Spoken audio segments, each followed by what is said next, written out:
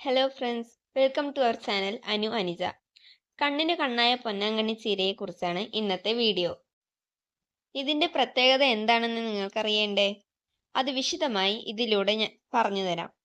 അതിനു മുമ്പ് നിങ്ങൾ ആദ്യമായിട്ടാണ് ഈ ചാനൽ കാണുന്നതെങ്കിൽ ഒന്ന് സബ്സ്ക്രൈബ് ചെയ്തേക്കണേ. എന്നാൽ നമുക്ക് നേരെ വീഡിയോയിലോട്ട് പോകാം.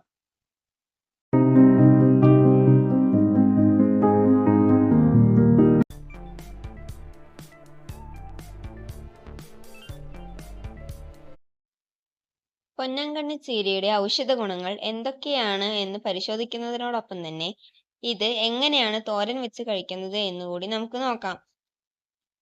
കണ്ണിനുണ്ടാകുന്ന മിക്ക അസുഖങ്ങൾക്കും ഒരു ഔഷധം കൂടിയാണ് ഈ പൊന്നാങ്കണ്ണി ചീര.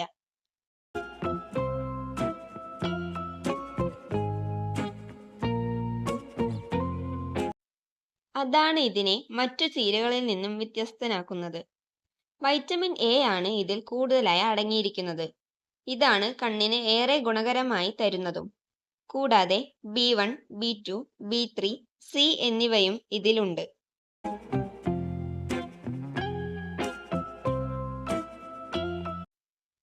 കണ്ണിന് മങ്ങലുണ്ടാക്കുന്നത് തടയാൻ ഇത് സ്ഥിരമായി കഴിക്കുന്നതിലൂടെ സാധിക്കുന്നു. കൂടാതെ തിമിരത്തെ പൂർണ്ണമായി ഇല്ലാതാക്കുമെന്ന് പറയുന്നുണ്ടെങ്കിലും അത് എത്രത്തോളം സത്യമാണെന്ന് പറയാൻ പറ്റാത്ത അവസ്ഥയാണ്.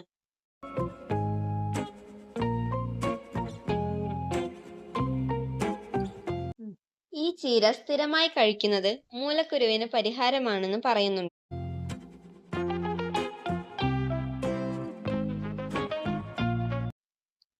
കുടലിലുണ്ടാകുന്ന നീർക്കെട്ട് തടയുന്നതിനും ഇത് പ്രയോജനകരമാണ്. ഇതിൽ ധാരാളം നാരുകൾ അടങ്ങിയിട്ടുണ്ട്. പൈൽസ് രോഗം മാറാനും ഇത് ഒരു പരിധിവരെ സഹായകരമാണ്.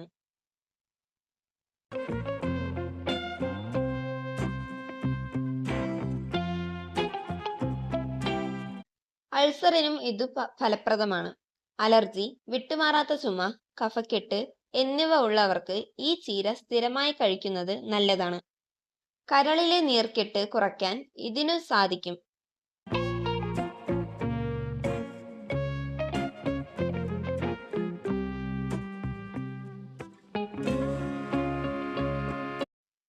എന്നാൽ ഇതിന് കുറച്ച് ദോഷവശങ്ങളുമുണ്ട്. നമുക്ക് അതുകൂടി നോക്കിയാലോ? ഇതിന്റെ ഇല ജ്യൂസ് അടിച്ച് കുടിക്കുന്നത് അത്ര നല്ലതല്ലെന്നും പറയുന്നുണ്ട്. ഇതിൽ കാൽഷ്യം ഓക്സലേറ്റ് കൂടുതലായി അടങ്ങിയിട്ടുണ്ട്. ഇത് കൂടുതലായി ശരീരത്തിൽ എത്തുന്നത് അപകടകരമാണ്.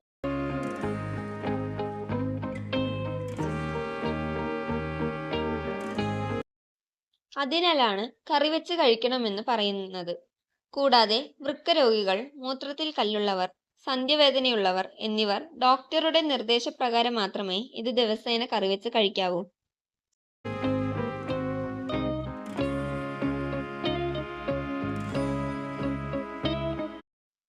വെയിൽ തട്ടുന്നയിടങ്ങളിലെ ഇലകൾ ബ്രൗൺ നിറത്തിലും അല്ലാത്തയിടത്ത് പച്ച നിറത്തിലുമാണ് കാണാറ്.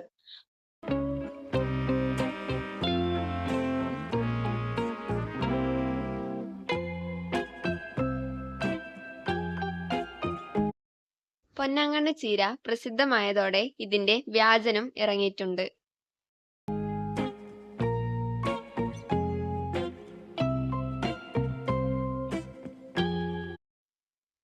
ഏത് കാലാവസ്ഥയിലും ഇത് നന്നായി വളരും. ഇതിന്റെ കൊമ്പ് നട്ട് ചെടികൾ ഉണ്ടാക്കാം. നിലത്തും ചട്ടികളിലും ഈ ചീരകൾ നടാം. തമിഴ്നാട്ടിൽ നിന്നാണ് ഈ ചീരകൾ ഇവിടേക്ക് എത്തിയത്.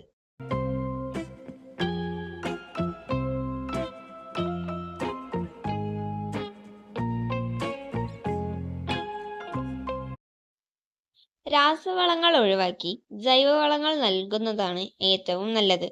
പിങ്ക് നിറമുള്ളതാണ് ഇതിന്റെ തണ്ടുകൾ.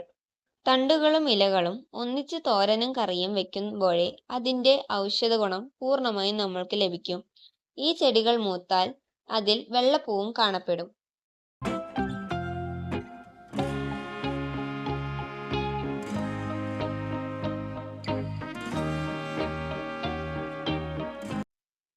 തോരൻ വെക്കുമ്പോൾ അതിൽ പരിപ്പും തേങ്ങയും ചേർക്കുന്നത് തോരന്റെ സ്വാദ് വർദ്ധിപ്പിക്കും. തേങ്ങ മാത്രം ചിരകി ചേർത്താലും സ്വാദിന് കുറവുണ്ടാകുകയില്ല.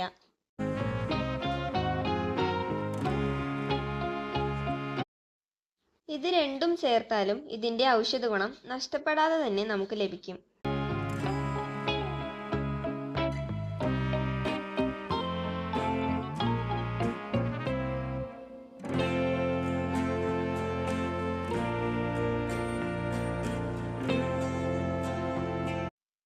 അതിനാൽ നിങ്ങൾ ഇന്നു തന്നെ ഇത് കറിവെച്ച് കഴിക്കുന്നത് വളരെ നല്ലതാണ്.